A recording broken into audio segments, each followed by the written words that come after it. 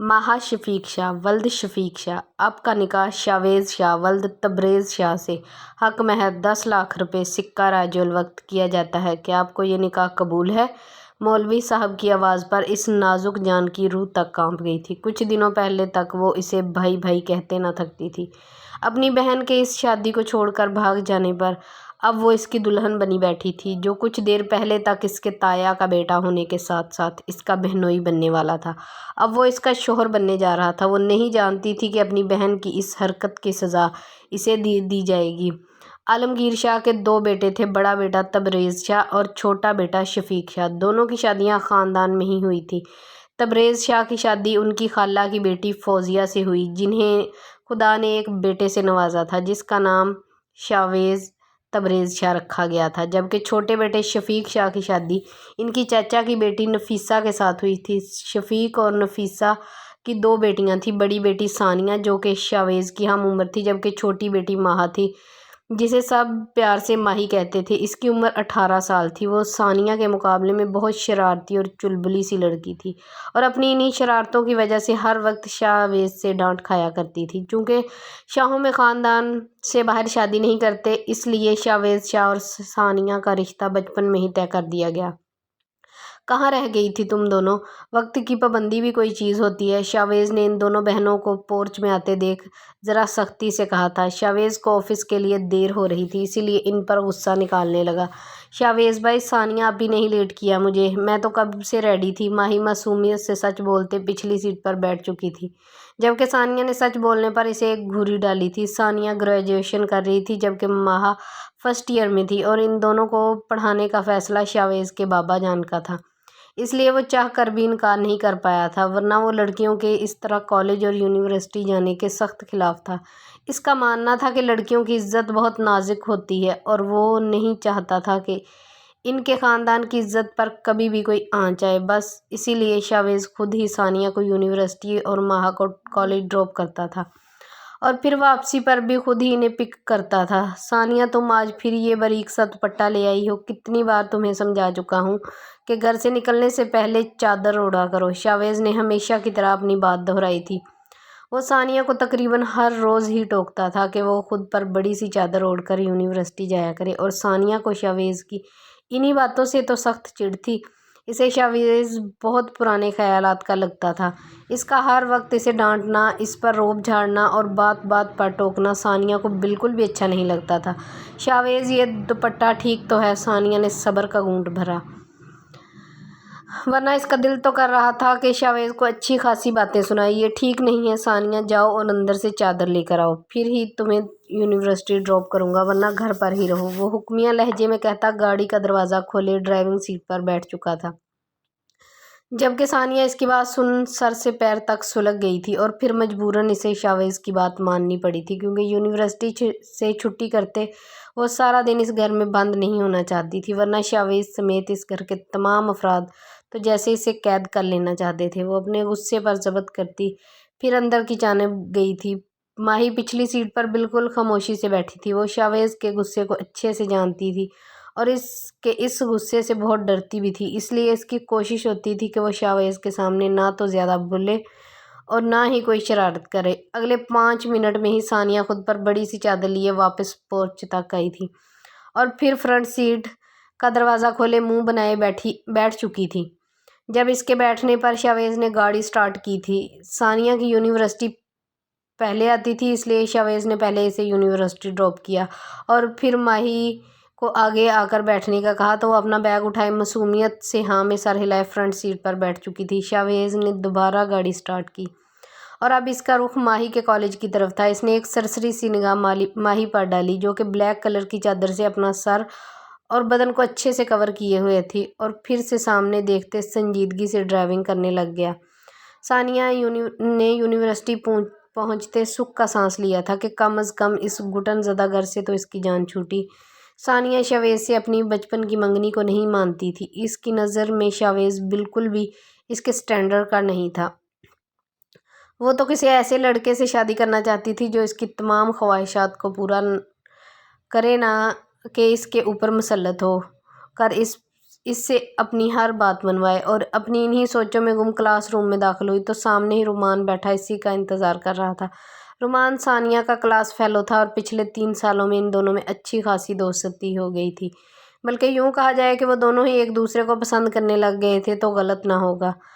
کیا ہوا ثانیہ، تم اتنی اپسیٹ کیوں لگ رہی ہو؟ وہ اپنی نشست پہ آ کر بیٹھی تو رومان جو اس سے کچھ فاصلے پر بیٹھا تھا اس کے قریب کھسکتے فکر مندی سے پوچھا تھا۔ کچھ نہیں رومان، بس ایسے ہی۔ رومان کی خود کے لیے فکر مندی دیکھ ثانیہ کے لبوں پر مسکراہٹ آئی تھی۔ اس نے اپنے لیے جیسا لائف پارٹنر پسند سوچ رکھا تھا رومان بالکل ویسا تھا۔ اچھا تو تم نے آج کے نوٹس بنائے؟ ثانیہ رومان نے یہ سوچتے پھر سے اپنی بات نہیں دہرائی تھی کہ شاید ثانیہ کو اس کا بار بار پوچھنا اچھا نہ لگے، اس لیے اب بات کو بدلتے ثانیہ سے ان امپورٹنٹ نوٹس کے بارے میں پوچھا تھا۔ او اچھا کیا رومان، تم نے مجھے یاد دلا دیا، بس کچھ ہی پوائنٹس رہ گئے ہیں، تم میری تھوڑی سی ہیلپ کر دو تاکہ میں وہ بھی بنا لوں۔ ثانیہ نے یاد آنے پر اپنے سر پر ہاتھ مارے پریشانی سے کہا تو رومان مسکرا دیا۔ اٹس اوکے ثانیہ، ابھی سر کو آنے میں وقت ہے، تم دکھاؤ مجھے، میں تمہاری ہیلپ کر دیتا ہوں، رومان نے خوش دلی سے کہا تو ثانیہ کے چہرے پر چھائی پریشانی دور ہوئی تھی اور پھر وہ دونوں سر جھکائے نوٹس بنانے میں مصروف ہو گئے۔ اوکے خدا حافظ شاویز بھائی۔ شاویز نے اس کے کالج کے سامنے گاڑی روکی تو ماہی نے اپنا بیگ اٹھائے شاویز سے کہا، جس پر اس نے ہاں میں سر ہلایا اور پھر جیسے ہی وہ گیٹ سے اندر داخل ہوئی شاویز نے گاڑی کا رخ بدل لیا تھا۔ اگلے ہفتے ثانیہ کے فائنل ایگزام تھے اور شاویز اور ثانیہ کے ماں باپ کا مشترکہ فیصلہ تھا کہ ثانیہ کی پڑھائی ختم ہوتے ہی وہ ان دونوں کا نکاح کر دیں گے۔ شاویز کی عمر 25 سال تھی جبکہ ثانیہ اس سے تقریباً 6 ماہ ہی چھوٹی تھی۔ ان دونوں کی شادی کی عمر تھی اور پھر ان کا رشتہ تو بچپن سے ہی طے تھا، اس لیے مزید دیری نہ کرتے ان کے نکاح کا فیصلہ کیا گیا تھا۔ یاہو، آپی کی شادی ہو رہی ہے اور میں بہت سارے نئے کپڑے لوں گی اور چوڑیاں بھی ماما۔ ماہی کو جب سے یہ بات پتہ چلی کہ اس کی آپی اور شاویز بھائی کی شادی ہو رہی ہے تو وہ پورے گھر میں یوں ہی شور مچائے خوش ہو رہی تھی اور خوشی اسے اس بات کی تھی کہ وہ اب اپنی پسند کے کپڑوں کے ساتھ ساتھ چوڑیاں خریدے گی۔ وہ بچپن سے ہی چوڑیوں کی دیوانی تھی، اس کے پاس تقریباً ہر کلر کی ہی چوڑیاں موجود تھیں جنہیں وہ اپنے ہر ڈریس کے ساتھ میچنگ کر کے پہنتی بھی تھی۔ نفیسہ بیگم ماہی کی خوشی دیکھ مسکرائی تھیں، جبکہ ان سے کچھ فاصلے پر بیڈ پر بیٹھی ثانیہ کے کانوں میں جب یہ آواز پہنچی تو اس نے ضبط سے اپنی آنکھوں کو میچ کر کھولا تھا۔ اسے شاویز سے شادی نہیں کرنی تھی، ہرگز نہیں۔ اور پھر اگلے ہی پل ثانیہ نے بنا کچھ سوچے سمجھے ایک فیصلہ کیا تھا۔ تبریز شاہ اور شفیق شاہ سر جوڑ کر بیٹھے مہمانوں کی لسٹ بنا رہے تھے۔ ان کا خاندان بہت بڑا تھا اور کیونکہ اس گھر کی پہلی شادی تھی اس لیے سب کو ہی دعوت نامہ بھیجنے کا فیصلہ کیا تھا۔ تو وہیں فوزیہ بیگم اور نفیسہ بیگم اپنے بازاروں کے چکر لگانے لگ گئی تھیں۔ گھر میں ہر طرف رونق ہی رونق اور خوشیوں کا سماں تھا، لیکن ان سب کے درمیان جو خوش نہیں تھی وہ ثانیہ تھی۔ کیا یہ تم کیا کہہ رہی ہو ثانیہ؟ 3 دن بعد تمہارا نکاح ہے اور تم اب مجھے بتا رہی ہو؟ کیا تمہیں میری آنکھوں میں اپنے لیے محبت نہیں دکھائی دی جو تم کسی اور سے شادی کرنے جا رہی ہو؟ ثانیہ جو کہ شاویز سے شادی نہیں کرنا چاہتی تھی کہ اگر وہ اس کی بیوی بن گئی تو اس پر مزید سختی کرے گا، اس پر پابندیاں لگائے گا، جبکہ وہ اپنی زندگی آزاد گزارنا چاہتی تھی۔ آج وہ یونیورسٹی آئی تو اس کے مرجھائے ہوئے چہرے کو دیکھ کر رومان نے فکر مندی سے پوچھا تھا، اور جو بات اسے سننے کو ملی تھی رومان کو یوں لگا جیسے اس کے سر پر آسمان پھٹ پڑا تھا۔ ثانیہ اسے بتایا۔ آپ کو میرے ناول کیسے لگ رہے ہیں؟ پلیز ویورز میرے چینل کو سبسکرائب کریں تاکہ آپ کو مزید اچھے ناولز اور سٹوریاں ملتی رہیں۔ چلیں جی بڑھتے ہیں اپنے ناول کی جانب کہ 3 دن بعد اس کی شادی اس کے تایا کے بیٹے سے ہونے والی تھی۔ دونوں نے آج تک ایک دوسرے سے اپنی فیلنگ کا اظہار نہیں کیا تھا، لیکن دونوں ہی اس بات کو جانتے تھے کہ وہ ایک دوسرے کو پسند کرتے ہیں، اور اب جب رومان نے ثانیہ کی شادی کی بات سنی تو اسے اپنی محبت کے دلائل دینے لگ گیا تھا۔ میں بھی یہ شادی نہیں کرنا چاہتی رومان، میں بھی تم سے محبت کرتی ہوں، لیکن ہمارے خاندان میں آپس میں ہی شادیاں کی جاتی ہیں اور میرا اور شاویز کا رشتہ بچپن میں ہی طے ہوا تھا، ثانیہ نے سر جھکائے کہا جیسے کسی جرم کا اعتراف کر رہی ہو، اور رومان تو کچھ پل اس کے چہرے کو دیکھتا رہا کہ اس نے اس سے اتنی بڑی بات چھپائی تھی اور یہ بات تم اب مجھے بتا رہی ہو ثانیہ۔ رومان نے اپنا سر ہاتھوں میں گرا لیا تھا، یوں جیسے اس کا مان ٹوٹ گیا ہو۔ میں تو بس صحیح وقت کا انتظار کر رہی تھی رومان، اور پھر تم سے اپنی محبت کا اظہار کہ یہ تمہیں سب کچھ بتانے والی تھی، لیکن اس سے پہلے ہی یہ سب ہو گیا۔ ثانیہ نے ایک بار پھر سے رومان سے اپنی محبت کا اظہار کیا تو وہ کچھ پرسکون ہوا تھا۔ اگر وہ ثانیہ کو پسند کرتا تھا تو ثانیہ بھی اس سے محبت کرنے لگ گئی تھی، اس لیے اب اس کے لیے فیصلہ لینا آسان ہو گیا تھا۔ ہم ایک دوسرے سے محبت کرتے ہیں ثانیہ، اور شادی بھی کریں گے، رومان نے کچھ پل کے بعد مضبوط لہجے میں کہتے ثانیہ کے ہاتھ کو اپنے ہاتھ میں لیا تو وہ بس رومان کی آنکھوں میں ہی دیکھتی رہ گئی۔ لیکن کیسے رومان؟ اس کے دل میں بے ساختہ یہ سوال آیا تھا، جس پر رومان نے ایک گہرا سانس بھرا اور پھر اسے اپنے دماغ میں چلنے والا پلان بتانے لگا، اور جیسے جیسے ثانیہ سنتی گئی اس پر حیرتوں کے پہاڑ ٹوٹ رہے تھے۔ رومان اسے اتنا بڑا قدم اٹھانے کو کہہ رہا تھا، اسے جیسے یقین نہ ہوا۔ ہاں، یہ بات سچ تھی کہ اسے شاویز سے شادی نہیں کرنی تھی، لیکن وہ رومان کے کہے کے مطابق اپنے گھر سے بھاگ کر اپنے ماں باپ کی عزت کو خاک میں نہیں ملانا چاہتی تھی۔ اس کی ساری بات سنتے ثانیہ ڈر گئی تھی۔ تو بولو ثانیہ، کیا تم میرا ساتھ دو گی؟ رومان نے اس کے ہاتھ پر دباؤ دیے پوچھا تو ثانیہ خاموشی سے نظریں جھکا گئی تھی۔ اسے سمجھ نہ آیا کہ وہ رومان کو کیا جواب دے۔ ایک طرف اپنی آزادی تھی تو دوسری طرف خاندان کی عزت۔ ثانیہ سخت مشکل میں پھنس چکی تھی۔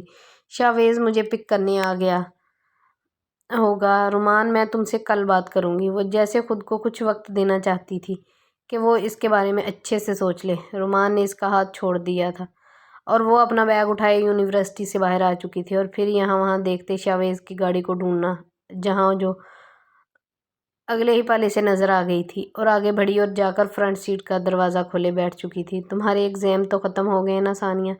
تو پھر تم آج یونیورسٹی کیوں آئی تھی؟ شاویز کو ایک ضروری کام سے جلدی آفس جانا پڑا تو آج ثانیہ کے بابا شفیق صاحب اسے یونیورسٹی چھوڑنے آئے تھے۔ جب شاویز کو یہ بات پتہ چلی تو اس نے اپنے چچا جان سے یہ کہا کہ وہ خود ہی اسے واپسی پر یونیورسٹی سے پک کر لے گا۔ میں اپنی دوستوں سے ملنے آئی تھی۔ شاویز ثانیہ نے جھوٹ بولا تھا۔ وہ یونیورسٹی اس لیے آئی تھی کہ اسے آج رومان سے اس بارے میں بات کرنی تھی، اس سے اپنی فیلنگز شیئر کرنی تھی کہ وہ اس سے کتنی محبت کرتی ہے۔ بس یونیورسٹی ختم تو مطلب تمہاری دوستیاں بھی ختم ثانیہ، اور آج کے بعد تم میری اجازت کے بنا گھر سے نہیں نکلو گی۔ اس کی بات کو سنتے شاویز کو غصہ آ گیا تھا۔ وہ صبح سے یونیورسٹی اپنے دوستوں سے ملنے آئی تھی، جبکہ پرسوں دونوں کی شادی تھی اور گھر پر ڈھیروں کام تھے۔ میری اپنی بھی کوئی زندگی ہے شاویز، جسے میں اپنے طریقے سے گزارنا چاہتی ہوں۔ ثانیہ کو اس کی بات سن جیسے صدمہ لگ گیا تھا۔ وہ کیسے اس کٹ پتلی سمجھتا اپنی مرضی سے چلانا چاہ رہا تھا۔ ہاں بالکل تمہاری زندگی ہے، تم اپنے طریقے سے گزار سکتی ہو، لیکن ایک دائرے کے اندر رہ کر۔ تمہاری یہ حد سے زیادہ دوستیاں مجھے بالکل بھی پسند نہیں، شاویز نے سختی سے کہتے گاڑی سٹارٹ کی تھی، اور ثانیہ تو بس اسے دیکھتی رہ گئی تھی۔ وہ شوہر بننے سے پہلے ہی اس پر اتنا روب جھاڑتا تھا تو نہ جانے بعد میں کیا کرتا۔ اور اسی پل ثانیہ نے فیصلہ کر لیا تھا کہ وہ اس شخص کے ساتھ نکاح کے بندھن میں نہیں بندھے گی۔ ایک تو شاویز کی سختی اور پھر رومان کا اسے اپنے پیار کا یقین دلانا۔ ثانیہ نے رومان کو چنا تھا کیونکہ رومان نے کبھی بھی اس کے ڈریسنگ کے حوالے سے یا پھر باہر اندر گھومنے کے بارے میں کبھی کوئی بات نہیں کی تھی، اور اگر اس کی شادی رومان سے ہو جاتی تو وہ اسے بہت آزاد رکھتا۔ ثانیہ نے فیصلہ کر لیا تھا کہ وہ گھر جاتے ہی اس بارے میں اپنی ماما سے بات کرے کہ اسے شاویز سے شادی نہیں کرنی۔ وہ گھر آتے ہی سیدھا اپنی ماما کے کمرے میں گئی تھی تو وہ بیڈ پر سونے کی جیولری کے باکس رکھے بیٹھی ہوئی تھی، ساتھ ہی اس کی تائی بھی موجود تھی۔ ارے ثانیہ بیٹا، تم آ گئی؟ تائی نے اسے کمرے کی دہلیز پر کھڑے دیکھ اپنے پاس بلایا تھا، جس پر وہ چھوٹے چھوٹے قدم اٹھائے ان کے قریب ہی بیٹھ گئی تھی۔ یہ کچھ جیولری ہے ثانیہ، جو کہ میں نے اپنے شاویز کی دلہن یعنی کہ تمہارے لیے رکھی ہوئی تھی، فوزیہ بیگم نے اس کے سر پر ہاتھ رکھے پیار سے کہا تو ثانیہ نے ایک گہرا سانس بھرا۔ وہ تو ٹھیک ہے تائی جان، لیکن یہ بہت اولڈ فیشن ہے، یہ سارے ڈیزائن پرانے ہو چکے ہیں۔ ثانیہ نے اس جیولری کو دیکھ ناک چڑھائے کہا تو نفیسہ بیگم نے اسے گھورا تھا۔ ہاں ثانیہ بچپن سے ہی منہ پھٹ تھی، لیکن اب اسے بولنے سے پہلے سوچنا چاہیے تھا، کیونکہ نفیسہ بیگم اب اس کی تائی ہونے کے ساتھ ساتھ ساس بھی بننے والی تھی۔ اپنی مما کے گھورنے پر ثانیہ نے کندھے اچکائے تھے، جیسے کہنا چاہ رہی ہو کہ اس نے تو سچ ہی کہا ہے۔ अच्छा कोई बात नहीं बेटा, अगर तुम्हें इनमें से कुछ पसंद नहीं आया तो तुम ज्वेलर के पास मेरे साथ चलना, अपनी पसंद की ज्वेलरी ले लेना। फौजिया बेगम को सानिया का यूं मुंह पर ही जवाब देना बुरा लगा था, क्योंकि इनकी ख़ानदानी ज्वेलरी थी और इनका बहुत मन था कि सानिया भी यही पहनती। लेकिन फिर वो खामोश हो गई कि अगर सानिया को ये ज्वेलरी पसंद नहीं तो वो इसे पहनने के लिए मजबूर नहीं कर सकती। कुछ ही देर में फौजिया बेगम ने सारी ज्वेलरी समेटी और फिर इसे लिए कमरे से बाहर आ गई थी। ये क्या हरकत थी सानिया? भाभी को बुरा लगा होगा, बोलने से पहले कुछ सोच तो लिया करो। इन्हें बुरा लगा है तो लगने दे मम्मा, आपको इस दुनिया में सब की फिक्र है सिवाय मेरे। सानिया ने यूं जवाब दिया तो नफीसा बेगम बस इसे देखती ही रह गई थी। मुझे तुम्हारा भाभी को जवाब देना बिल्कुल भी अच्छा नहीं लगा सानिया, वो तुम्हारी सास भी बनने वाली हैं, इसलिए इनके सामने सोच समझ कर बोला करो। नफीसा बेगम ने अपने लहजे को फिर से नरम करते सानिया को समझाया था, लेकिन नहीं, वो तो जैसे ये समझना ही नहीं चाहती थी। सास वो मेरी कोई सास नहीं है मम्मा, और ना ही बनेगी, क्योंकि मैं शावेद से शादी करना चाहती ही नहीं। इस कमरे की छत जो नफीसा बेगम को अपने सर पर घिरती महसूस हुई थी। इन्होंने बेहद बेयकीनी से सानिया की तरफ देखा था और फिर आगे होते हुए बाजू से पकड़ते झटका दिया, जैसे होश दिलाना चाहती हो कि वो क्या कह रही है। ये तुम क्या बकवास कर रही हो सानिया, तुम होश में तो हो? परसों तुम्हारा शावेद से निकाह है। नफीसा बेगम को कुछ बुरा होने का एहसास हुआ, लेकिन नहीं, वो ऐसा मर कर भी नहीं सोचना चाहती थी, क्योंकि ऐसा होने से इनकी ख़ानदान की बदनामी होने वाली थी। मैं कोई बकवास नहीं कर रही मम्मा, मैं सच कह रही हूँ। मुझे शावेद से निकाह नहीं करना, मैं किसी और को पसंद करती हूँ। और ये सानिया की बात सुनते नफीसा बेगम का हाथ उठते इसके गाल पर निशान छोड़ गया था। सानिया ने बेहद बेयकीनी से अपने गाल पर हाथ रखते अपनी मामा की तरफ देखा था। इन्होंने आज तक ज़िंदगी में पहली बार इस पर हाथ उठाया था। खबरदार, खबरदार, जो अपनी ज़ुबान से तुमने दोबारा ये लफ्ज़ निकाले सानिया, वरना मुझसे बुरा कोई नहीं होगा। सानिया के मुंह से ऐसी बेहयाई की बातें सुनते नफीसा बेगम के कदमों तले से जैसे ज़मीन ही निकल गई थी। क्या हुआ मम्मा, आपने आपी को क्यों मारा? और माही, जो कि अभी अपनी मम्मा के कमरे में दाखिल हुई थी, इन्हें सानिया को थप्पड़ मारते देख बेहद बेयकीनी से पूछा था। तुम अपने कमरे में जाओ माही। माही की हैरत में डूबी आवाज़ पर सानिया और नफीसा बेगम ने बैक वक्त दरवाजे की जानब देखा था, जहां वो खड़ी फटी फटी निगाहों से इस मंजर को देख रही थी। इसे जैसे यकीन नहीं हो रहा था कि इसकी मम्मा ने सानिया अपी पर हाथ उठाया था। लेकिन मम्मा, माही को जैसे परेशानी हुई थी, इसलिए फिर से कुछ कहना चाहा। तुम्हें सुनाई नहीं दे रहा? माही, मैंने क्या कहा कि अपने कमरे में जाओ। नफीसा बेगम ने गुस्से में आते माही को भी डांट दिया तो उल्टे कदमों अपने कमरे में चली गई। वो जैसे ही कॉरिडोर में पहुंची तो सामने से आते शावेज से टकराई थी, और इससे पहले कि वो ज़मीन बोस होती, शावेज ने इसे कंधों से थाम कर बचा लिया था। गिरने के डर से माही ने अपनी आंखें ज़ोर से मींच ली थी, लेकिन जब एहसास हुआ कि वो नीचे तो गिरी ही नहीं, तो धीरे से अपनी आंखें खोली थी और फिर अपने सामने शावेज को देखकर जैसे इसका हलक तक कड़वा हो गया था। सामने ही शावेज गुस्से से इसे घूर रहा था और इसके गुस्से से माही की जान जाती थी।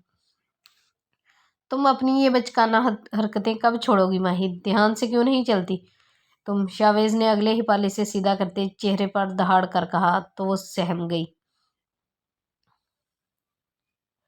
सॉरी शावेज भाई। अपनी मम्मा की डांट के बाद अब शावेज का यूं गुस्सा करना, माही की आंखों से आंसू बहने लग गए थे और इसे इतनी छोटी सी बात पर रोता देख शावेज ने गहरा सांस भरा था। इसे इस किस्म की लड़कियों से सख्त चिढ़ थी, जो यूं ही छोटी छोटी बात पर रोना शुरू कर देती।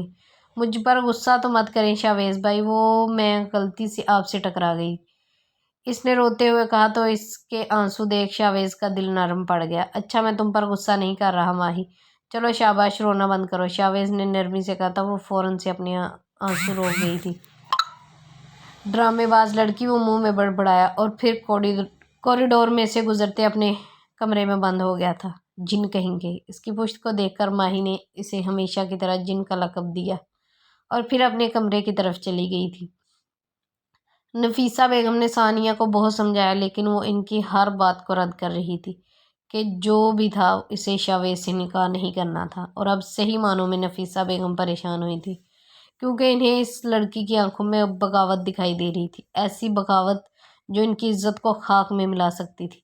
तो दूसरी तरफ सानिया यूनिवर्सिटी तो नहीं गई थी, बल्कि इसे किसी ने जाने ही नहीं दिया था, लेकिन वो मोबाइल पर मुसलसल रोमांस से राब्ते में थी। वो इसके साथ है, इससे मोहब्बत करता है और शादी भी इससे ही करेगा। वो अपने कमरे में बंद होकर रह गई थी, माही से भी बातचीत नहीं हुई थी। यूँ मज़ीद 2 दिन भी गुजर गए थे। आज शावेज़ और सानिया का निकाह था और इन 2 दिनों में भी नफीसा बेगम ने इसे बहुत समझाया था और अंदर ही अंदर डर भी रही थी कि ये लड़की कोई गलत कदम ना उठा ले।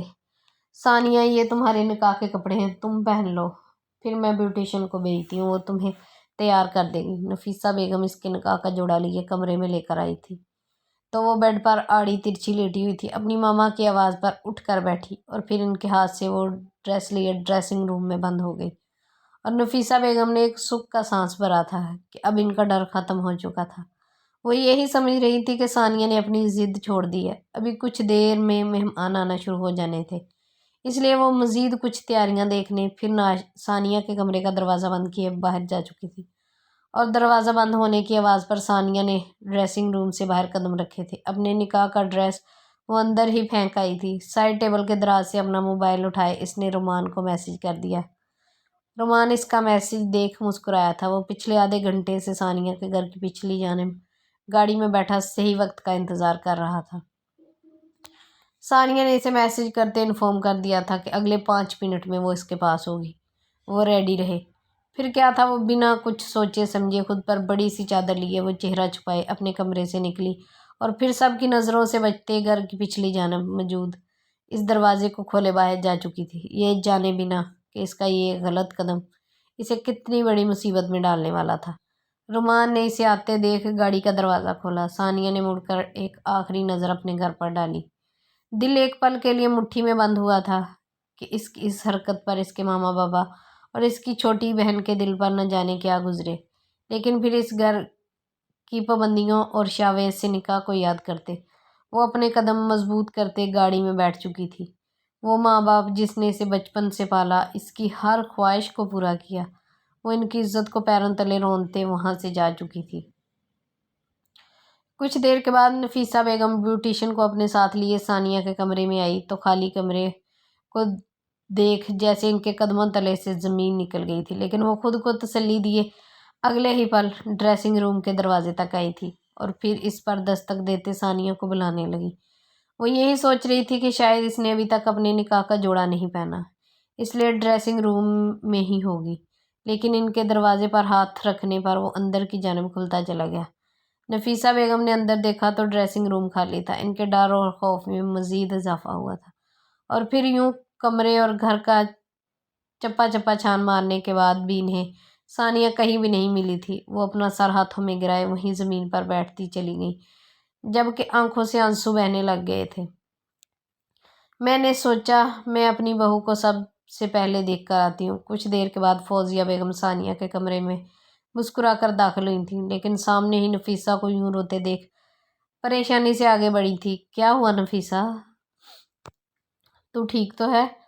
इनके सवाल से नफीसा बेगम के रोने में मज़ीद इजाफा हुआ था। भाभी भाभी, वो सानिया घर छोड़कर चली गई। वो शावेज से निकाह नहीं करना चाहती थी। बात थी जो इस घर की छत जो कि फौजिया बेगम को अपने सर पर गिरती महसूस हुई थी। कुछ पल तो इन्हें जैसे यकीन न आया कि नफीसा क्या कह रही है।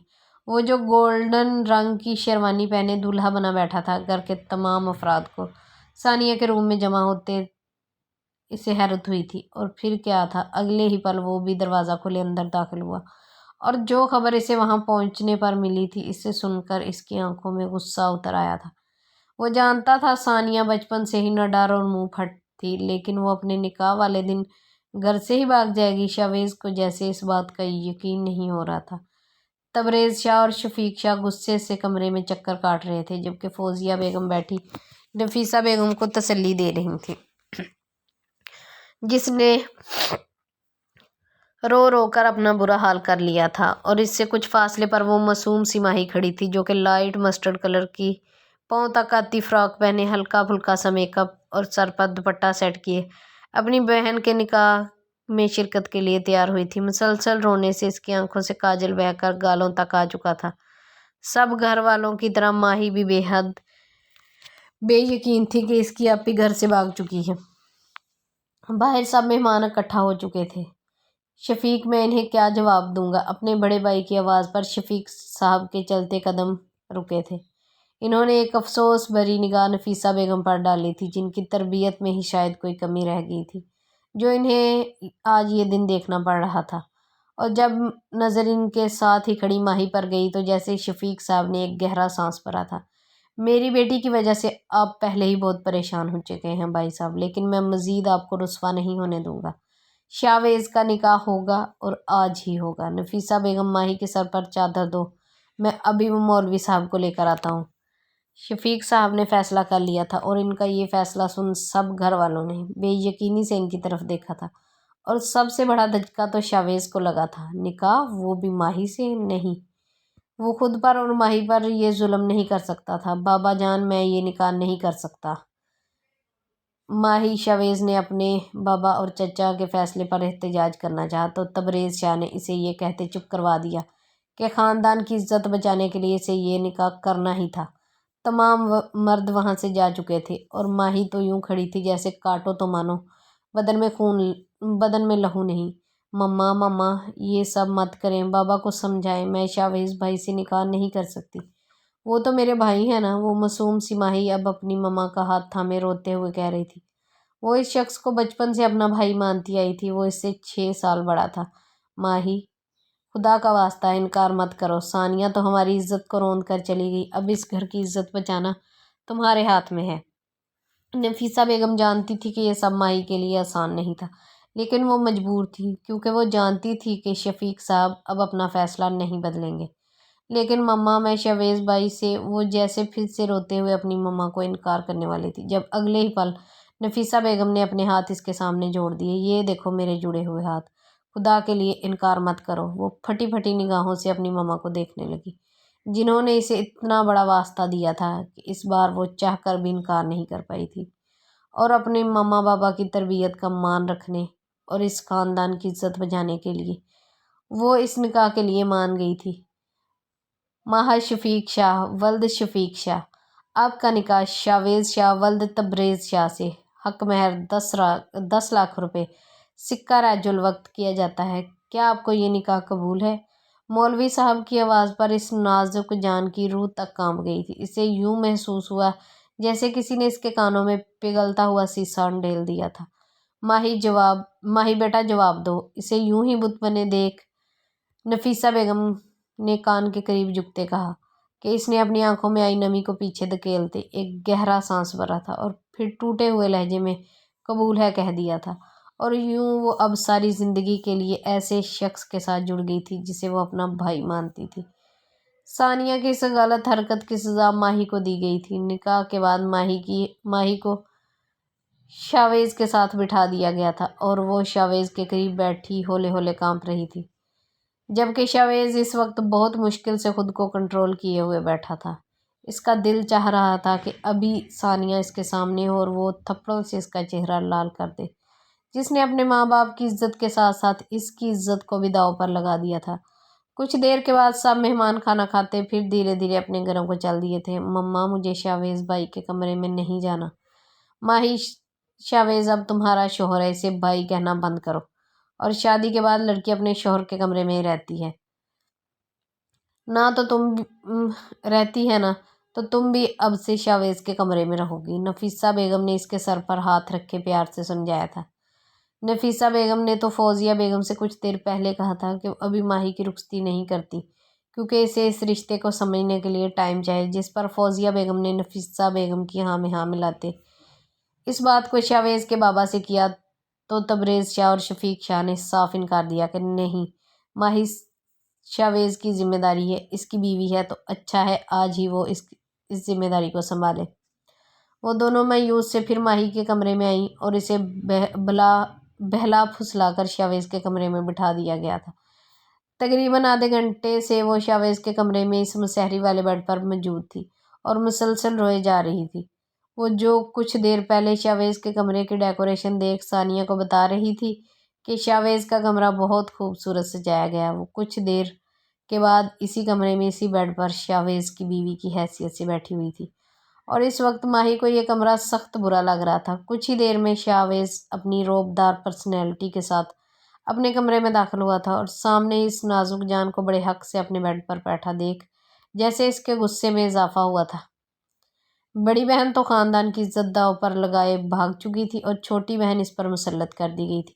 ماہی کو اپنے بیڈ پر دیکھ وہ کمرے کا دروازہ بند کیے آگے بڑھا، اور بنا اس پر ایک بھی نظر ڈالے اپنا ٹراؤزر شرٹ لیے واش روم میں بند ہو گیا تھا۔ واش روم کا دروازہ بند ہونے کی آواز پر ماہی نے اپنا رکا ہوا سانس بحال کیا تھا۔ شاویز کو کمرے میں آتے دیکھ وہ جیسے اپنا سانس تک روک گئی تھی۔ ایک تو اسے شاویز سے ڈر بہت لگتا تھا، اور دوسرا اسے یہ بھی ڈر لگ رہا تھا کہ شاویز ثانیہ کے بھاگ جانے کا بدلہ اس سے لے گا۔ یہ سوچتے ماہی کے رونے میں مزید اضافہ ہوا تھا۔ اگلے 5 منٹ کے بعد وہ شیروانی کو اتارے ٹراؤزر شرٹ پہنے باہر آیا تھا۔ ماہی اب بھی بیڈ پر بت بنی بیٹھی رو رہی تھی۔ کیا تکلیف ہے تمہیں؟ رو کیوں رہی ہو؟ شاویز اس بار اپنا غصہ کنٹرول نہیں کر پایا تھا، اور پھر آگے بڑھے اسے ڈانٹ دیا تھا۔ وہ جو پہلے ہی رو رہی تھی، شاویز کے اس قدر غصے سے ڈانٹنے پر بے ساختہ اپنی جگہ سے اچھلتی اپنے دل پر ہاتھ رکھ گئی تھی، اور اس کے رونے میں بھی مزید اضافہ ہوا تھا۔ شاویز بھائی مجھے مت ڈانٹے، میں نے کچھ نہیں کیا۔ اپنی مما کی سمجھائی گی بات کو بھولتے ماہی پھر سے شاویز کو شاویز بھائی پکار گئی تھی۔ اس کے منہ سے بھائی سنتے شاویز کا دل کیا کہ اپنا سر سامنے دیوار میں دے مارے۔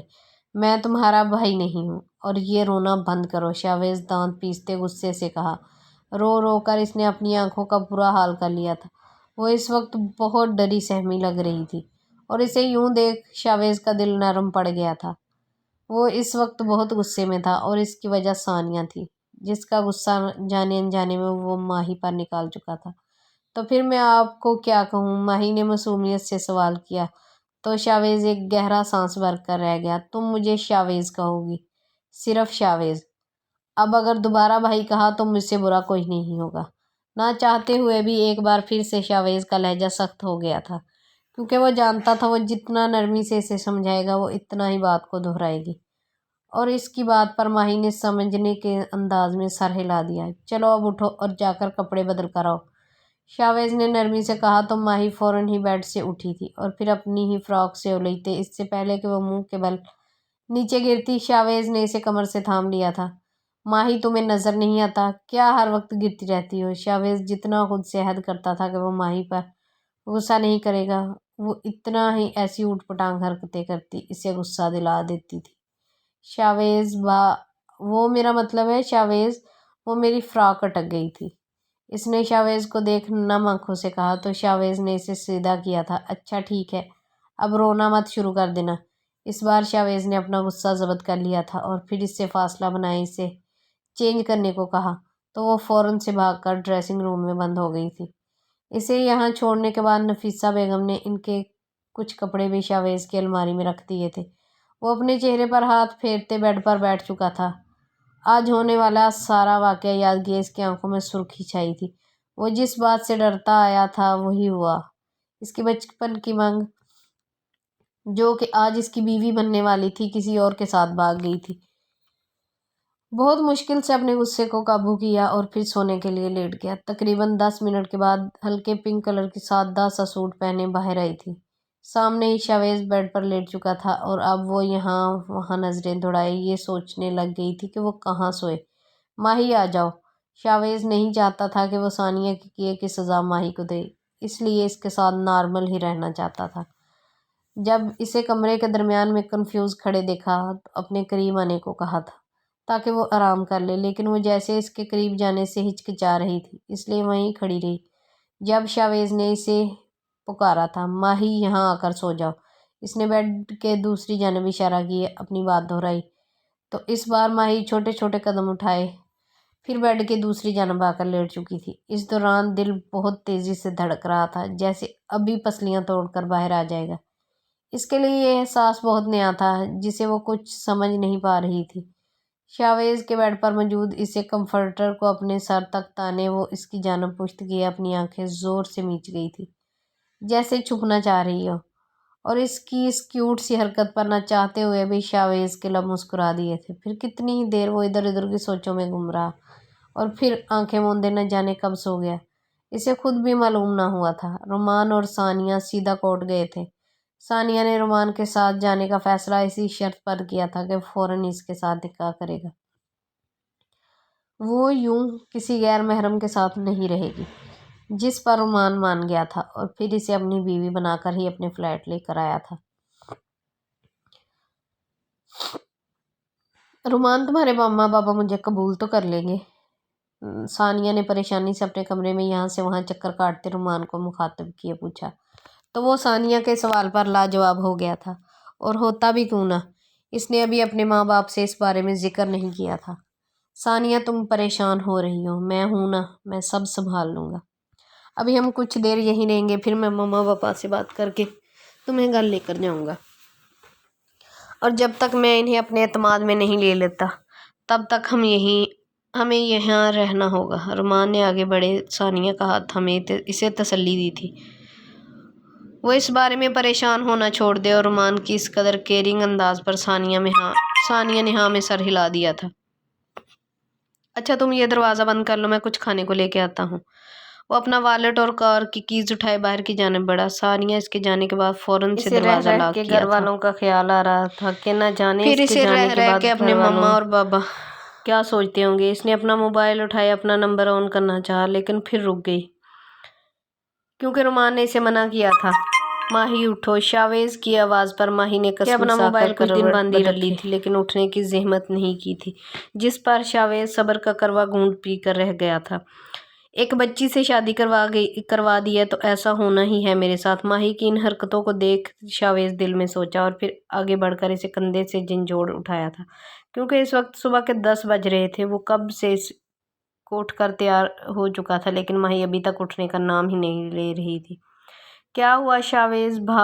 वो हड़बड़ाकर उठती, फिर बमुश्किल ही शावेज को बाई कहने से खुद को रोक गई थी, जबकि शावेज ने अहद कर लिया था कि अब अगर वो दोबारा इसे बाई कहेगी तो वो इसे सख्त सजा देगा। हुआ तो कुछ नहीं, उठो और अपना हुलिया दुरुस्त करके नीचे चलो। शाबाश, शावेज ने इसे हुक्मिया लहजे में कहा और फिर ड्रेसिंग मिरर के सामने खड़ा अपने बालों को ब्रश करने लग गया।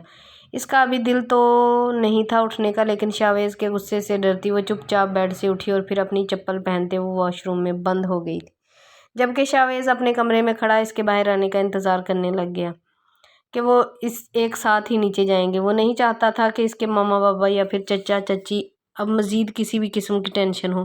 धीरे धीरे वक्त यूं ही गुजरता रहा। शावेज अक्सर माही की किसी बात पर इसे डांट देता, लेकिन फिर अगले ही पल नरमी से भुला फुसला कर मना भी लेता। वो आहिस्ता आहिस्ता माही को समझने लग गया था और माही से इन दिनों दोनों बच्चों की खुशी देख माँ बाप भी खुश थे। इन्हें भला अपने बच्चों को खुशी से बढ़कर और क्या चाहिए था। सब घर वाले जैसे सानिया को भूल ही चुके थे, सवाए नफीसा बेगम के। वो कमरे में छुप छुप कर सानिया को याद करके रोती थी, और ऐसा कुछ हाल शफीक साहब का भी था, लेकिन वो जताते नहीं थे।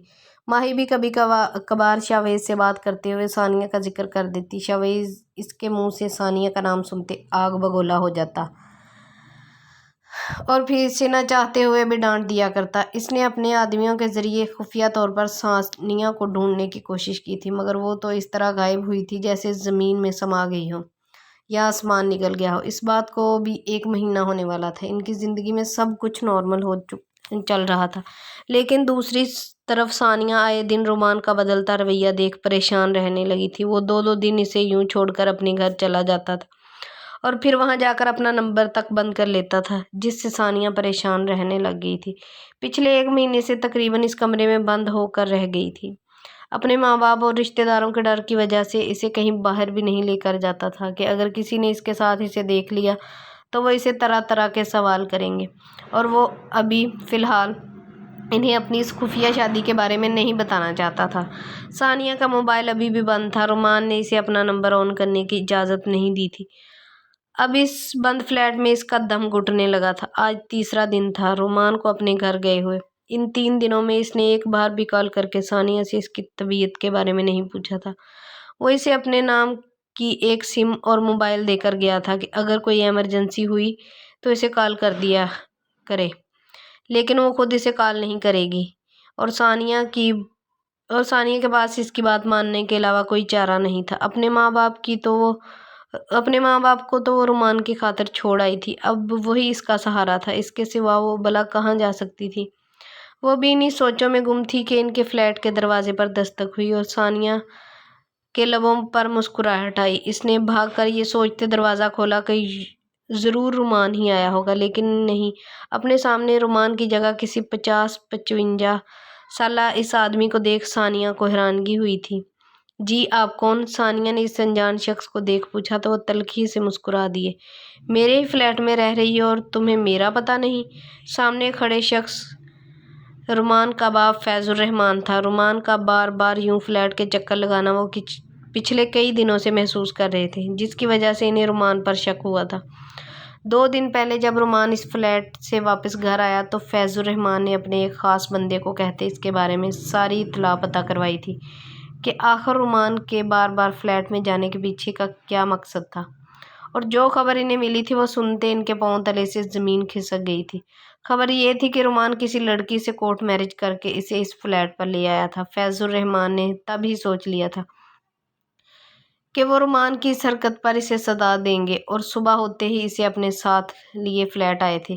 ثانیہ جو کہ یہ کہنے والی تھی کہ یہ فلیٹ آپ کا نہیں بلکہ اس کے شوہر کا ہے، اس شخص کے پیچھے ہی آتے رومان کو دیکھ جیسے اس کی جان میں جان آئی تھی۔ اچھا ہوا رومان تم آ گئے، یہ انکل کہہ رہے ہیں یہ فلیٹ ان کا ہے۔ اس نے فیض الرحمان کو اگنور کیے رومان کو مخاطب کیا تو رومان نے اس سے نظریں چرائیں تھیں۔ وہ بابا ٹھیک کہہ رہے ہیں ثانیہ۔ اس کی بات کو سن ثانیہ پر حیرتوں کا پہاڑ ٹوٹے تھے۔ سامنے کھڑا شخص رومان کا باپ تھا۔ تم نے کیا سمجھا تھا کہ تم میرے بیٹے کو بیوقوف بنا کر ہماری ساری دولت پر قبضہ کر لو گی؟ تو میں یہ ہرگز نہیں ہونے دوں گا۔ فیض الرحمان نے ثانیہ کو دیکھ زہر اگلے کہا تھا تو ان کی بات کو سنتے ثانیہ کو بے حد شرمندگی ہوئی تھی۔ انکل آپ غلط سمجھ رہے ہیں، میں اور رومان ایک دوسرے سے پیار۔ رومان تو خاموش تھا اور اس خاموشی کے پیچھے ایک وجہ تھی جو ابھی کچھ دیر بعد پتہ چلنی تھی، لیکن ثانیہ نے رومان کے حق میں زبان کھولی تھی۔ پیار؟ ارے جو لڑکی اپنے ماں باپ کی نہ ہوئی اور نہ ہو سکی وہ میرے بیٹے کی کیا ہوگی؟ رومان کے بابا کی یہ بات اس کا دل چیر گئی۔ رومان اسے ابھی کے ابھی طلاق دے کر یہاں سے چلتا کرو، میں تمہاری شادی اپنی بھانجی سے کرواؤں گا۔ بات تھی یا اس فلیٹ کی چھت جو کہ ثانیہ کو اپنے سر پر گرتی ہوئی محسوس ہوئی تھی۔ فیض الرحمان جب اس کے نکاح کے بارے میں پتہ چلا تو انہوں نے غصے سے اسے تھپڑ مارا تھا اور پھر اسے یہ دھمکی دی تھی کہ اگر وہ اس لڑکی کو طلاق دے کر ان کی بھانجی سے شادی نہیں کرے گا تو وہ انہیں اس جائیداد سے آگ کر دیں گے۔ یہ بات سچ تھی کہ رومان اپنے بابا کے سامنے بہت گڑ گڑایا تھا، اس بات کا اقرار بھی کیا تھا کہ نہیں وہ ثانیہ کو طلاق نہیں دے گا۔ اگر وہ چاہتے ہیں کہ وہ ان کی بھانجی سے شادی کر لے تو وہ کر لے گا، لیکن ثانیہ کو وہ نہیں چھوڑے گا، جس پر اس کے بابا کا فیصلہ اٹل تھا کہ پہلے وہ ثانیہ کو طلاق دے گا پھر وہ اپنی بھانجی سے اس کا نکاح کروائیں گے، ورنہ وہ اس لڑکی کو لے کر جا کر سڑک پر رہ سکتا ہے، کیونکہ گھر اور فلیٹس میں سب کچھ فیض الرحمان کے نام تھا۔ یوں اپنے بابا کے بلیک میل کرنے پر رومان نے آخرکار تھک ہار کر ان کی بات مان لی تھی۔ یہ اس کی مجبوری تھی۔ نہیں مجھے رومان پر پورا بھروسہ ہے، وہ ایسا کبھی نہیں کر سکتا۔ ثانیہ نے اگلے ہی پل خود کو تسلی دی تھی، لیکن پھر رومان کے منہ سے نکلنے والے الفاظ پر اس کی ساری ہمت دم توڑ گئی تھی۔ میں رومان فیض الرحمان تمہیں اپنے پورے ہوش و حواس میں طلاق دیتا ہوں، طلاق دیتا ہوں۔ وہ کہتے کہتے رکا تھا صرف ایک پل کے لیے، پھر اپنے بابا پر نظر ڈالی۔ ثانیہ نے اپنے قدموں پر کھڑے رہنا محال ہو گیا تھا۔ اس نے دروازے کا سہارا لیے خود کو گرنے سے روکا تھا۔ نہیں رومان ایسا مت کرنا، ایک آخری امید تھی جس کے تحت اس نے رومان سے منت کی تھی، لیکن نہیں، اس نے ایک نظر اپنے بابا پر ڈالی اور پھر نظریں جھکائے تیسری دفعہ بھی اسے طلاق دے دی تھی، اور وہیں ثانیہ کا زبر ٹوٹا اور وہ زمین پر بیٹھتی پھوٹ پھوٹ کر رو دی تھی۔ وہ بس روئے جا رہی تھی، نہ کوئی شکوہ نہ کوئی شکایت، بلکہ یہ اپنے ماں باپ کے مان کو توڑنے کی سزا تھی۔ اس لیے رومان اس کا سامان باہر پھینکو اور دروازہ لاک کرو۔ اور پھر کچھ دیر کے بعد وہ سڑک پر تنہا کھڑی تھی۔ جس شخص کے لیے اپنے ماں باپ کی عزت کو خاک میں ملایا تھا وہ بھی آج اسے چھوڑ کر چلا گیا تھا۔ ثانیہ کا دل تو کیا تھا کہ اپنی جان دے دے، مگر اس میں اتنی بھی ہمت نہیں تھی۔ کچھ دیر کے بعد گھر کے باہر ٹیکسی رکی تو وہ جلدی سے اترتے اندر کی جانب بڑھنے لگی۔ ارے باجی کرایہ تو دے دیں، टैक्सी वाले ने पीछे से आवाज़ लगाई थी तो इसने गेट पर खड़े गार्ड को कहा कि इस टैक्सी वाले को किराया दे दे और अंदर चली गई। और सारे हंसते मुस्कुराते इस वक्त लॉन्च में बैठे थे। माही शावेज से कुछ फासले पर बैठी किसी बात पर हंस रही थी और शावेज इसे दीवानावार देख रहा था। इस मंजर को देख सानिया को अपनी किस्मत पर रोना आया था। वो इस हीरे को ठुकराकर रुमान जैसे पत्थर दिल शख्स का गलत इंतखाब कर गई थी। सानिया भी। माही की नज़र दाखिली दरवाजे पर बिखरी सी हालत में खड़ी सानिया पर गई तो इसने खुशी और हैरत के मिले जुले तासरात से इसे पुकारा था। और सानिया का नाम सुनते सब घर वालों ने इसकी नज़रों के ताक़ुब में देखा था। और फिर अपने सामने खड़ी सानिया को देख सब पर हैरतों के पहाड़ टूटे थे। शफीक साहब और तबरेज़ साहब इस वक्त घर पर मौजूद नहीं थे। नफीसा बेगम ने अपनी बेटी की इस हालत को देख हिचकी ली थी। वो जैसे पहचानी ही नहीं जा रही थी। वो इस 1 महीने में बहुत कमज़ोर हो गई थी और फिर शायद बहुत रोकर आई थी जिसकी वजह से इसकी आंखें सूजी हुई थी। सानिया अगले ही लम्हे भागकर अपनी माँ के सीने लगी हुई फूट फूट कर रो दी थी। वो माँ थी। इसकी इस हालत को देख हर नाराज़गी को भूलते इसे अपने सीने से लगा लिया था। वो कितनी देर अपनी माँ के गले से लगे रोती रही और फिर बेहोश हो गई। इसने सुबह से कुछ नहीं खाया था और अब रात होने वाली थी। इसी वजह से चक्कर आया और वो इनकी बाहों में ही झूल गई थी। नफीसा बेगम और फौजिया बेगम ने इसे सहारा दिए लॉन्ज में मौजूद सोफे पर बिठाया और फिर डॉक्टर को कॉल मिलाई। शावेज ने इस दौरान एक नज़र उठाकर इसे नहीं देखा था, जबकि माही अपनी बहन की हालत देख परेशान हो गई थी। आंखों से आंसू बहने लग गए थे। वो गुस्से से माही को वहीं छोड़े अपने कमरे में जा चुका था, जबकि माही अपनी बहन के करीब बैठी इसके हाथ को थाम गई थी। कुछ देर के बाद जब सानिया को होश आई तो उसने रोते हुए अपने साथ होने वाले सारे सितम को अपनी माँ और ताई को बताया। और जैसे जैसे वो सुनती गई इन पर हैरतों के पहाड़ टूटते रहे। माँ बाप की नाफरमानी करने वाली औलाद के साथ ऐसा ही होता है। जब माँ बाप का साया सर पर ना हो ना तो फिर जिल्लत और रुसवाई ही नसीब होती है। माही बेटा, रात बहुत हो रही है, तुम अपने कमरे में जाओ। फौजिया बेगम को जब वक्त का अंदाज़ा हुआ तो माही को यहाँ से भेजना ही मुनासिब समझा, क्योंकि वो जानती थी कि शावेज ये बात बिल्कुल बर्दाश्त नहीं करेगा कि माही इतनी देर तक सानिया के पास बैठी रही थी। ताईजान, माही को मेरे साथ ही रहने दें, वो मेरे साथ सो जाएगी जैसे पहले सोती थी। सानिया को इस बारे में मालूम नहीं था कि वो अब शावेज के निकाह में थी, इसकी बीवी थी और इसे तो इसके कमरे में ही जाना था। माही नहीं रुक सकती। सानिया बेटा, अपनी ताई की बात पर सानिया ने नासमझी से इनकी तरफ देखा। तुम्हारे जाने के बाद माही और शावेज का निकाह कर दिया गया था। वो शावेज की बीवी है और इसके कमरे में ही रहेगी। इस बात को सुनकर सानिया ने बेहद बेयकीनी से माही और फिर अपनी माँ की तरफ देखा और फिर शर्मिंदगी से अपनी नज़रें झुका गई थी कि इसकी वजह से ही तो ये सब हुआ था। अगर वो इस दिन ये कदम ना उठाती तो आज सब की ज़िंदगियाँ इतनी मुश्किल में ना होती। माही अपनी ताई की बात पर सर हिलाए वहाँ से जा चुकी थी। कुछ देर बाद जब शफीक साहब घर आए तो नफीसा बेगम ने इसे सानिया के बारे में बताया और ये भी बताया कि इसके साथ क्या क्या हुआ था। शफीक साहब ने इससे मिलने और देखने से इनकार कर दिया। इन्होंने सानिया को इस घर में रहने की इजाज़त तो दे दी थी, लेकिन वो अभी भी इससे नाराज़ थे। कुछ दिन बाद जब सानिया तक ये बात पहुंची तो वो शर्मिंदा सी सर झुकाए अपने माँ बाप के कमरे में आई थी। फिर इनके आगे हाथ जोड़ते अपनी की गई गलती की माफ़ी मांगने लग गई थी। इसने अपने माँ बाप से माफ़ी मांगी कि इसने बहुत गलत कदम उठाया है और इसकी सज़ा खुदा ने इसे दे दी थी। वो इसे माफ़ कर दें और अब अपने माँ बाप की नाराज़गी मज़ीद बर्दाश्त नहीं कर सकती थी। वो इससे राज़ी होंगे तो फिर ही इसे सुकून आएगा। जिस पर शफीक साहब और फिर नफीसा बेगम ने इसे माफ़ कर दिया था। सानिया को वापस आए हुए 5 माह हो चुके थे। इस दौरान वो शावेज और माही की अंडरस्टैंडिंग देख न जाने क्यों लेकिन बहुत जेलस फील करती थी। माही, क्या शावेज तुम पर गुस्सा नहीं करता? एक दिन यूं ही माही सानिया के पास आकर बैठी तो सानिया ने अपने दिल में चलता हुआ सवाल किया था।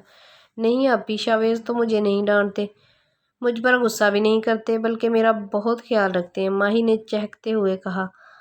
और ये बात हकीकत थी। शावेज माही की बदौलत बहुत बदल गया था। वो जानता था कि इसकी बीवी इसके सख्त मिजाज और गुस्से से डरती थी, परेशान होती थी, इसलिए इस बहुत हद तक अपने गुस्से को कम कर दिया था اور ثانیہ جو یہ سمجھتی رہی تھی کہ وہ ماہی کو بہلا پھسلا کر اس کے دل میں شاویز کے لیے نفرت بھرے تاکہ وہ ایک دوسرے سے دور ہوں، یہ بات سننے سے بہت حیرانی ہوئی تھی کہ اسے تو شاویز سے کوئی شکایت ہی نہیں تھی اور اب وہ پہلے کی طرح اس سے ڈرتی بھی نہیں تھی۔ ماہی کمرے میں آ کر میرے کپڑے نکال دو۔ شاویز جو کہ ابھی لانچ میں داخل ہوا تھا ثانیہ کا یوں ماہی سے سوال کرنے کا مطلب اچھے سے جان چکا تھا، اس لیے اگلے ہی پل ماہی کو آواز دیتے اسے اپنے ساتھ کمرے میں جانے کو کہا تھا۔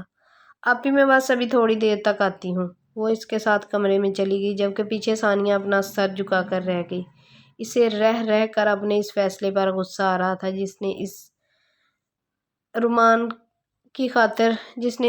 کی خاطر شاویز کو ٹھکرایا تھا۔ شاویز نے کمرے میں آتے ہی ماہی کو اپنے حصار میں لیا تھا۔ شاویز میں اپنے کپڑے میں خود نکال لوں گا۔ ماہی میں تو بس تمہیں اپنے پاس بلانے کے لیے ایسا کہہ رہا تھا۔ شاویز کی بات سنتے ماہی اپنی نظریں جھکا گئی۔ شاویز کوئی بچہ تو نہیں تھا جو ثانیہ کا ماہی سے اس بارے میں پوچھنا کہ شاویز اس کے ساتھ کیسا رہتا ہے نہ سمجھ پاتا۔ وہ سمجھ چکا تھا کہ ثانیہ ان دونوں کے درمیان پھوٹ ڈلوانا چاہ رہی ہے اور اسی پر اس نے ایک فیصلہ کیا تھا جس کے بارے میں وہ بہت جلد سب کو بتانے والا تھا۔ ایک بار تو ثانیہ اس کی عزت اور خوشیوں کو داؤ پر لگا گئی تھی لیکن اب وہ دوبارہ اسے ایسا موقع نہیں دینے والا تھا۔ اس نے فیصلہ کر لیا تھا کہ وہ بابا جان اور چچا جان سے ثانیہ کی شادی کرنے کے بارے میں کہے گا۔ وہ جانتا تھا ماہی معصوم ہے، بے حد معصوم۔ وہ اپنی بہن کی شیطانی دماغ کو نہیں جانتی، اس لیے تو اس کی پوچھی گئی ہر بات کا جھٹ سے جواب دینے لگ جایا کرتی تھی۔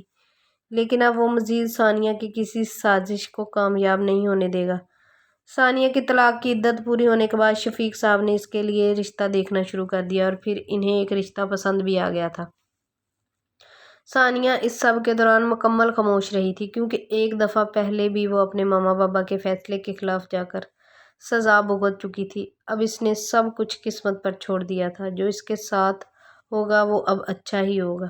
گھر میں خوشیوں کی ایک لہر پھیلی ہوئی تھی کیونکہ انہیں خبر ہی ایسی ملی تھی ماہی ماں بننے والی تھی اور شاویز جو پہلے اس کا بہت خیال رکھتا تھا اب اسے بیڈ سے نیچے تک قدم نہیں رکھنے دیتا تھا۔ اور وہی حال تائی جان کا بھی تھا جس پر ثانیہ نے بھی اپنی ہار کو قبول کرتے حقیقت کو مان لیا تھا۔ شاویز اور ماہی کا رشتہ بہت مضبوط تھا، وہ اب چاہ کر بھی اسے توڑ نہیں سکتی تھی۔ خیر وہ بھی اپنی چھوٹی بہن کی خوشیوں میں خوش ہو گئی تھی۔ جمعے والے دن سادگی سے احمر اور ثانیہ کا نکاح کر دیا گیا۔ احمر کا اپنا گھر تھا، جاب بھی اچھی تھی ہاں، لیکن اس کی عمر کچھ زیادہ تھی۔ اس کی اور ثانیہ کی عمر میں 7-8 سال کا فرق تھا۔ وہ ثانیہ سے تقریباً 8 سال بڑا تھا لیکن دکھنے میں ان میں صرف 2-3 سال کا ہی فرق لگتا تھا اور اس کا نیچر بھی بہت اچھا تھا جس کی وجہ سے ثانیہ بہت جلد اس کے ساتھ اٹیچڈ ہو گئی تھی۔ وہ دونوں ایک دوسرے کو سمجھنے لگ گئے تھے اور اس کے ساتھ خوش تھی، بلکہ بے حد خوش تھی۔ احمر اس کی بہت عزت کرتا اور مان دیتا اور ایک رشتے کے لیے اس سے بڑھ کر بھلا کیا ہوتا ہے کہ دوسری طرف شاویز اور ماہی بھی بہت خوش تھے ایک دوسرے کا ساتھ مل جانے پر۔ وہ مکمل ہو چکے تھے اور پھر ان کی زندگی میں آنے والی وہ خوشی، ان دونوں کو ایک دوسرے کے لیے پیار اب پہلے سے بھی زیادہ بڑھ گیا تھا۔ انسان کو وہی ملتا ہے جو اس کے نصیب میں لکھا ہوتا ہے اور جو چیز اس کے نصیب میں نہ لکھی ہو وہ چاہ کر بھی چلی جاتی ہے اور کچھ گناہوں کی سزا انسان کو اسی زندگی میں ملنی ہوتی ہے۔ جس طرح رومان سزا پا چکا تھا، بزنس ڈوب گیا تھا، اس کا باپ سڑک پر آ چکا تھا، وہ جس لڑکی سے شادی کرنا چاہتا تھا وہ اسے دھوکہ دے کر بھاگ چکی تھی، جو اس نے کسی دوسری کے ساتھ کیا تھا وہی سب کچھ اس کے ساتھ ہوا تھا۔ تو کیسا لگا ویوز آپ کو میرا یہ ناول؟ اگر اچھا لگا ہو تو پلیز میرے چینل کو سبسکرائب کریں اور ویڈیو کو لائک اور کمنٹ ضرور کریں۔